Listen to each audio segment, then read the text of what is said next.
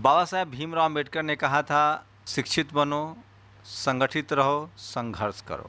इस देश के तमाम सरकारी कर्मचारी हों, चाहे पीएसयू कंपनियों के कर्मचारी हों, एससी एसटी ओबीसी माइनॉरिटी कर्मचारी हों, उन्होंने आरक्षण की वजह से नौकरियां पाई। डाइवर्सिटी और जो विविधता लाना था, जो सवाल था, पार्टिसिपेशन का सवाल था, जो रिप्रेजेंटेशन का सवाल था, उसको लेकर नौकरियां पाए। और उन्होंने देश भर में, आप कहीं भी जाएंगे, बाबा साहब ने यूनियन की शुरुआत की और मज़दूरों को लेकर उनके मन में बहुत काम था, उन्होंने बहुत काम किया। और उसी कड़ी को देश भर के तमाम एससी एसटी ओबीसी माइनॉरिटी के जो नेता हैं वो यूनियन के जरिए आगे बढ़ा रहे हैं। उसी कड़ी में SC ST welfare association LIC से जुड़े हुए हैं केपी चौधरी साहब, और लंबे समय से एससी एसटी कर्मचारियों को लेकर एक यूनियन चला रहे हैं। लेकिन वो कारवा कहाँ तक पहुँचा है? क्या तेज़ी से जिस तरह से रिजर्वेशन को ख़त्म करने की कोशिश हो रही है, कर्मचारियों की संख्या घट रही है, तो अब क्या करने की ज़रूरत है? कैसे कर्मचारियों में एकता बनेगी? कैसे वो देश को और बेहतर बना सकते हैं? PSU कंपनी हो, सरकारी कंपनियां हो, प्राइवेटाइजेशन का दौर हो रहा है, तो आगे क्या रणनीति है इनकी? इन्हीं सब मुद्दों पर बात करेंगे। सर, समय देने के लिए शुक्रिया। और आप पहले थोड़ा सा तो एसोसिएशन के बारे में बताइए कि कब बना, कैसे बना, और अब तक कितने कर्मचारी जुड़ रहे हैं, और आगे क्या रोड मैप? देखिए शंभू जी, मैं सबसे पहले नेशनल दस्तक का धन्यवाद, जो बहुजन की आवाज़ को आम आदमी तक पहुंचाने का दिन रात आपके नेतृत्व में काम कर रही है। ऐसा चैनल पहला है जो करीब 40-42 लाख लोग जिसके सब्सक्राइबर हैं और करोड़ों लोग इसके व्यूअर्स हैं। आपने बड़ी कड़ी मेहनत की है और रोज़ाना सरकार से आप भी टक्कर लेते हैं और समाज के हर बिंदु को टच करने की हर संभव कोशिश करते हैं। मैं अपने समाज के सभी भाइयों का, बहनों का, बुज़ुर्गों को, बच्चों को बताना चाहता हूं कि all India federation of SC ST organization, जिसका पहले नाम all India confederation of SC ST organizations था, ये 1997 में उस समय बना था जिस समय भारत की सरकार ने आरक्षण विरोधी आदेश एक के बाद एक 5 आदेश जारी किए थे। सुप्रीम कोर्ट ने जब रिजर्वेशन को ख़त्म करने का जब ऑर्डर इशू किया और सुप्रीम कोर्ट द्वारा निरंतर 5 ऑर्डर एक के बाद एक रिजर्वेशन के खिलाफ दिए गए, तो भारत के कार्य विभाग यानी DOPT डिपार्टमेंट के द्वारा एक के बाद एक फिर रिजर्वेशन को ख़त्म करने का ऑर्डर जारी किए गए। इस बात को लेकर के सारे लोग, जो संगठनों के लोग थे, सब एक बार साथ बैठे। हनुमंत थप्पा उस समय SC ST आयोग संयुक्त हुआ करता था, उसके उस समय वो चेयरमैन थे। उन्होंने सबको अपने चैम्बर में बुलाया लोकनायक भवन में और कहा कि आप लोगों को इकट्ठा होना पड़ेगा। आप लोग मुझे 10,000 लोगों की अगर भीड़ दे दो तो मैं ये आरक्षण विरोधी आदेशों को वापस करा देता। सब लोग इकट्ठे हुए और सब लोगों को संगठन बनाने की आवश्यकता महसूस हुई। संगठन बना जिसका नाम all India confederation of SC ST organisations रखा गया। पहली रैली दिसंबर 1997 में हुई, जिसमें करीब 25-30 हज़ार के आसपास की संख्या पूरे देश से आई और बड़ा उत्साह लोगों में था।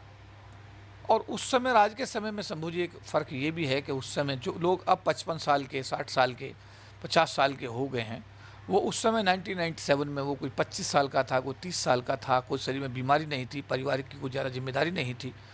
ये सब लोग नौकरी में आए थे और सब नौजवान थे, तो उस समय का जो उत्साह था वो देखने वाला था। इसके बाद इसी कड़ी में 98 में फिर एक रैली दिल्ली की धरती पर की गई। जो उदित राज, उस समय उनका नाम रामराज था, वो चेयरमैन बने। ब्रह्मपाल PNT वाले जनरल सेक्रेटरी साहब, उनको प्रधान महासचिव बनाया गया, मुझको महासचिव की जिम्मेदारी दी गई।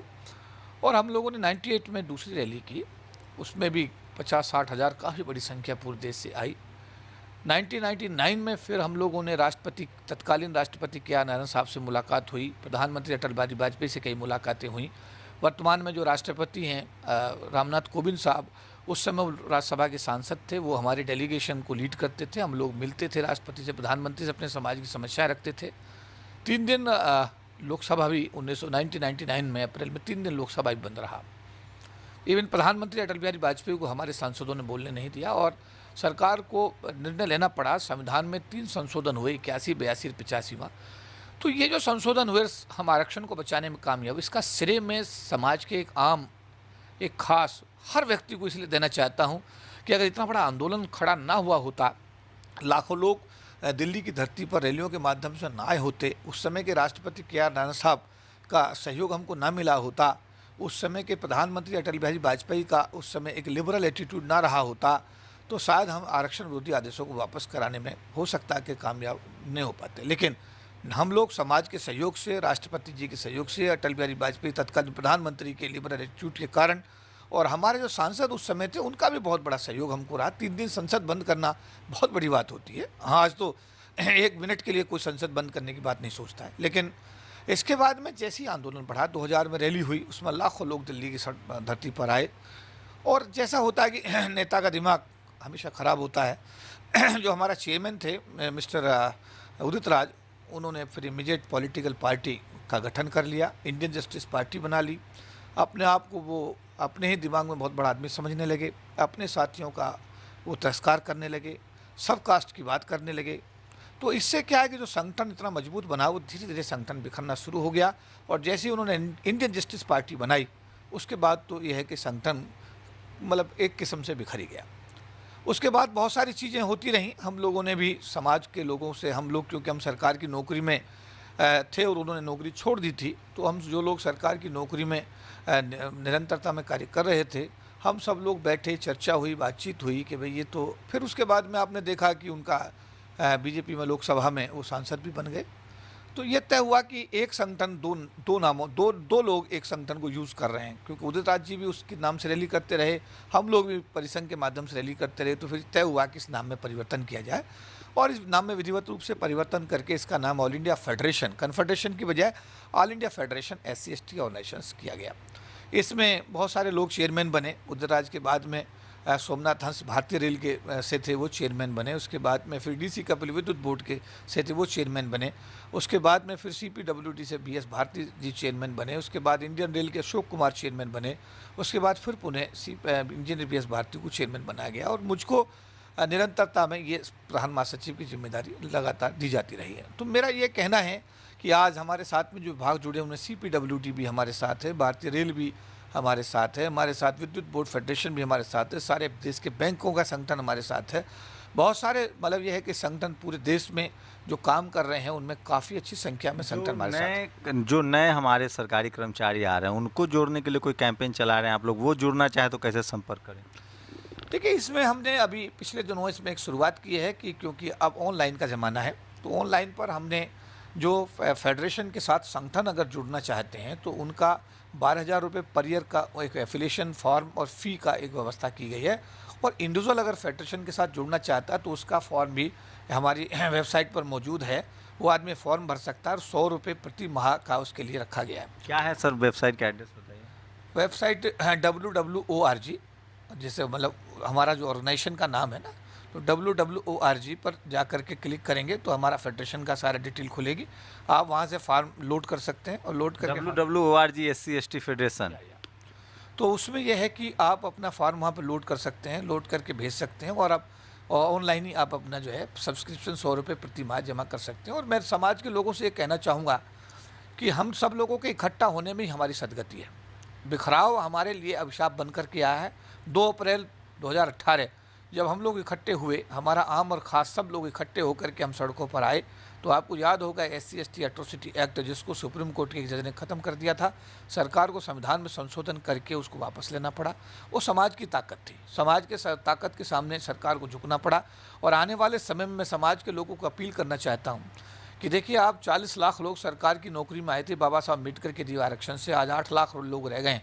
आज हमारे बच्चे जो बहुत अच्छी एजुकेशन प्राप्त करके BTech M.Tech MBBS करके MA करके MCOM करके, आज बच्चों के लिए रोज़गार इसलिए नहीं है कि सरकारी क्षेत्र में तो नौकरी नहीं है और निजी क्षेत्र में आरक्षण नहीं है। मेरा निजी क्षेत्र से सवाल था कि क्या निजी क्षेत्र में जो लोग भी काफ़ी बहुजन समाज के लोग आगे आ रहे हैं, उनको जोड़ने की भी कोई कोशिश हो रही है आप लोग की एसोसिएशन से? कवायद है?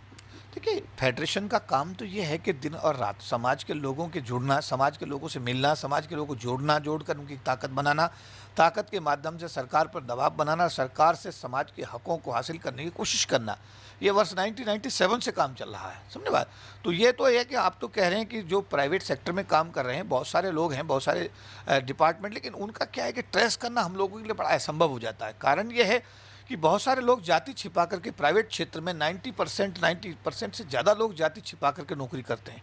वो अपनी जाति को बताते ही नहीं, कैटेगरी छिपाते हैं। यस, उनको अपनी कैटेगरी छिपानी पड़ती है, क्योंकि जैसे ही प्राइवेट क्षेत्र में किसी हमारे बच्चे के बारे में पता लगता है कि ये एससी समाज से, एसटी समाज से है, तो उसको अगले दिन ही कहते हैं भाई कल से काम पे मत आइएगा। तो उसकी एक भारत की जातिगत व्यवस्था का अभिशाप कहिएगा कि योग से योग हमारा जो बच्चा है, वो बच्चा भी प्राइवेट क्षेत्र में खुलकर ये नहीं बोल रहा है कि मैं एससी हूँ, मैं एसटी हूँ, क्योंकि वहाँ रिजर्वेशन का प्रावधान नहीं है। तो वो आदमी वहाँ जनरल एक स्टेटस में नौकरी करता है। तो इसलिए हम लोगों के लिए बड़ा मुश्किल होता है कि हम ट्रेस करें कि प्राइवेट क्षेत्र में कौन आदमी है, कहाँ है। लेकिन सरकारी क्षेत्र में क्योंकि सर्टिफिकेट लगता है, सर्टिफिकेट के आधार पर पूरी चीज़ें वहाँ पर एक रिकॉर्ड मेंटेन होता है।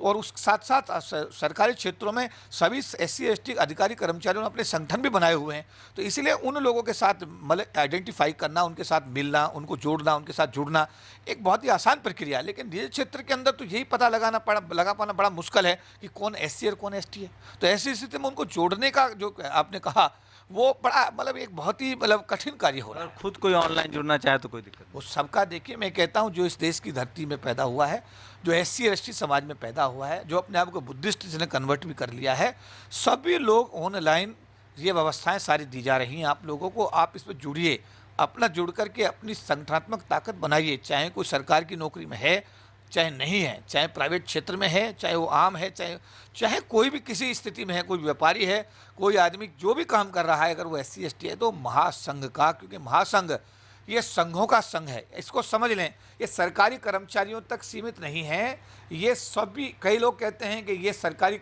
अनुसूचित जाति जनजाति संगठनों का महासंघ है।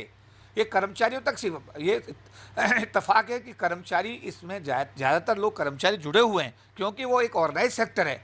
लेकिन मैं ये कहूँगा कि ये समाज का संगठन है, हम सबका संगठन है। इसमें सब लोगों को जुड़ना है, जुड़कर अपनी भागीदारी सुनिश्चित करनी है। और जब आप इकट्ठे होकर, एकजुट होकर अपनी ताकत बनाएंगे, तो आप अपने हकों के लिए भी अपनी बात जब करेंगे, तो समाज के एक एक व्यक्ति को न्याय देने में हम सब मिलकर के सफल हो जाएंगे। एक आखिरी सवाल सर, आगे का क्या फ्यूचर रोड मैप है आप लोग? देखिए, हम तो सबसे पहला हमारा उद्देश्य खाली ये है कि सबसे पहले अपने बिखरे हुए समाज को हम इकट्ठा करें कैसे भी, क्योंकि आज की डेट के अंदर समाज का बिखराव समाज का सबसे बड़ा अभिशाप बना हुआ है। समाज के एक व्यक्ति को जोड़ने की जिम्मेदारी हम ये महसूस करते हैं कि हमारे कंधों पर है, और हम समाज के हर व्यक्ति को संगठन की मूल धारा में लाने के लिए हम मतलब संकल्पित हैं। और दिन रात हमारे प्रयास ये हैं कि सब लोग समाज के सभी लोग मूल धारा में आएँ, सब लोग एकजुट हो जाएं, अपने संगठनों की परिधि को तोड़ दें, समाज को यानी बाबा साहब अम्बेडकर के संविधान को अपना नेतृत्व माने। क्योंकि बहुत बड़ी समस्या है, मैं कहना चाहता हूँ, कोई रेलवे में है, कोई एफसीआई में है, कोई एलआईसी में है, कोई बैंक में है, कोई किसी संगठन में है, किसी दिल्ली यूनिवर्सिटी में है, हर आदमी अपने संगठन से बंधा हुआ है। आप संगठन को मेंटेन करिए, मैं कहता हूँ संगठन को बिल्कुल मत छोड़िए, लेकिन आप भारत के संविधान को, बाबा साहब अम्बेडकर के संविधान को अपना नेतृत्व स्वीकार करिए। और संविधान, बाबा साहब के बनाए संविधान के नेतृत्व में सब लोग एकजुट हो जाइए। जिस तरीके से आप 2 अप्रैल 2018 को हुए थे, उस दिन ना कोई नेता था, ना कोई आईएएस था, ना कोई एमपी था, ना कोई मिनिस्टर था, ना कोई अभिनेता था। हमारा बाबा साहब का संविधान ही हमारा नेतृत्व कर रहा था और हमारा समाज ही हमारा नेतृत्व कर रहा था। तो अब समय आ गया है कि हमारे समाज का हर व्यक्ति हमारा नेतृत्व करे। नेताओं को साइड ट्रैक करके एक तरफ रख दीजिएगा। जो सोशल वर्कर हैं, जो समाज के बीच में काम कर रहे हैं, उनको छांटिए कि जो 100% बाबा साहब के मिशन को और बाबा साहब के मिशन को, ज्योतिबा फूले जी के मिशन को, जो भगवान बुद्ध के संदेश को, मानव काशीराम के संदेश को लेकर काम कर रहे हैं, ऐसे लोगों की छटनी करिए, उन सबको जोड़िए, उनके साथ जुड़िए और जुड़ करके एक सामाजिक ताकत इस देश के अंदर बनाइए। और जब तक ऐसा नहीं होगा, आने वाला समय, मैं कहना चाहूँगा, अनुसूचित जाति जनजाति समाज के लिए पूरा अंधकार में है। हमारे आज बच्चे सड़कों पर घूमने के लिए मजबूर हैं। आने वाले 10 साल के अंदर जो मैं देख रहा हूं कि जो मकान आपने, हमारे जैसे लोगों ने जो सरकार की नौकरी में आ गए, किसी काम धंधे में आ गए, किसी ने उद्योग धंधा कर लिया, जो मकान आप सब ने बनाया, जो भी व्यवस्थाएं आपने की है, जो व्यवस्था इस समय चल रही है, इसके चलते हुए 10 साल के बाद आपका और हमारा बच्चा उसकी पुताई यानी वाइट वाश कराने की स्थिति में इसलिए नहीं रहेगा क्योंकि उसके पास कोई रोजगार नहीं होगा। तो मेरा निवेदन है, इस देश के आप मूल निवासी हैं, इस देश के आदिवासी हैं, देश मूल रूप से आपका है, इस देश के मालिक आप हैं। आप मालिक को आज गुलाम बना रखा है, मालिक को आज फकीर बना रखा है, मालिक को यही पता नहीं इस देश का मालिक असली कौन है। जो लोग बाहर से आए हुए उस देश के मालिक बने हुए हैं, मैं कहूँगा अपनी ताकत को पहचानो, अपने पूर्वजों को पहचानो, पूर्वजों से प्रेरणा लो। बाबा साहब अम्बेडकर, मान्यवर काशीराम, महात्मा ज्योतिबा फूले जैसे महापुरुषों को पढ़ो, उनको अपने जीवन में उनके संदेशों को उतारो, और उतार के सब लोग अपनी अपनी छोटी छोटी परिधियों से आप बाहर आकर के एक आंदोलन खड़ा करिए, समाज की एक ताकत बनाइए, एकजुट हो जाइए। और जिस दिन आप एकजुट होंगे, एक सवेरा आपका, एक नया सवेरा आपके समाज के लिए इंतजार करेगा, और भारत देश का जो बागडोर है आपके हाथ में होगी, और एक बहुजन समाज का कोई ना कोई एक व्यक्ति इस भारत के शासन अध्यक्ष की कुर्सी पर निश्चित रूप से बैठेगा। तो ये केपी चौधरी साहब हैं, आप सोचिए कि बहुजन समाज के लोग को एकजुट होना पड़ेगा, और जो भी SC ST एसोसिएशन है, अगर आप भी सरकारी कर्मचारी हैं या कहीं हैं और आप इस एसोसिएशन से जुड़ना चाहते हैं तो इसकी वेबसाइट पर www.org.SC ST एसोसिएशन है, उस पर जाके SC ST फेडरेशन पर जाके आप जुड़ सकते हैं। और आपको समझना पड़ेगा कि जब तक आप बाबा साहब की जो 3 लाइनें हैं, संगठित रहो, शिक्षित बनो, संघर्ष करो, तब तक आपके हक अधिकार सुरक्षित नहीं रहेंगे। कैमरामैन मनोज के साथ शंभू कुमार सिंह, नेशनल दस्तक, दिल्ली। नेशनल दस्तक की आपसे गुजारिश है कि अगर इसको बचाना चाहते हैं तो नेशनल दस्तक को सब्सक्राइब करने के लिए रेड कलर के सब्सक्राइब बटन को दबाएं, फिर बेल आइकन की घंटी दबाएं। नेशनल दस्तक को बचाने के लिए बहुत जरूरी है कि हर खबर को शेयर करें, लाइक करें, कमेंट जरूर करें।